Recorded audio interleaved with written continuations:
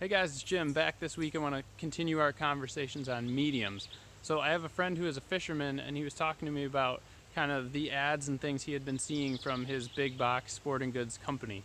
So they had sent him a catalog in the mail, different fishing poles and lures and things like that. And then they had also sent him an email um, that I think came first, but either way, talking about fishing. So we were talking about the appropriate way to handle this, right? And truly using those mediums you have in marketing for success, right?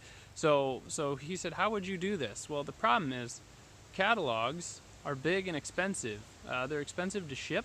And then the other thing is a catalog full of fishing poles just like looks like a bunch of underlines, right? So it's kind of a silly thing to be in a catalog anyway, really, if you think about it. So I wanted to talk about using mediums and then mixing your mediums. So part of it is understanding what you get from each medium. So people say with email, all you get is a subject line, right? Because you need to hook someone with a subject line. Well, if all you're thinking is an email, that's absolutely the case. Now, if you're thinking cross medium, it can be a little bit cooler than that. So let's take this example, right?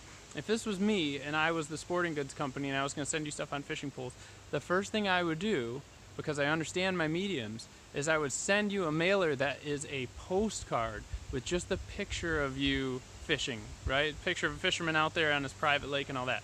The reason we do this, people look at their mail because they're afraid of missing a bill. So at least you're going to get a look. Now, whether or not you're going to go buy off of that, nah, I'm not really concerned. But it's going to plant that seed in your head of, man, I wish I was fishing, right?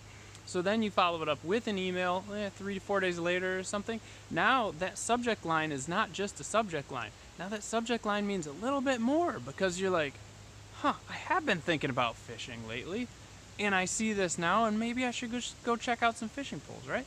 So this is how we use our mediums effectively. I feel like a lot of corporations kind of bucket and they're not planning cross-platform and how they interact with each other. But I think it's something that needs to happen. You'd save money off the catalog, your email would be more efficient, and you're more likely to sell some fishing poles, and the fisherman's more likely to be happy because he'll catch a bigger fish. So that's my thought on mediums. I'd love to hear what you think and how you and your company are using cross-platform together to stitch together a better experience. Thanks.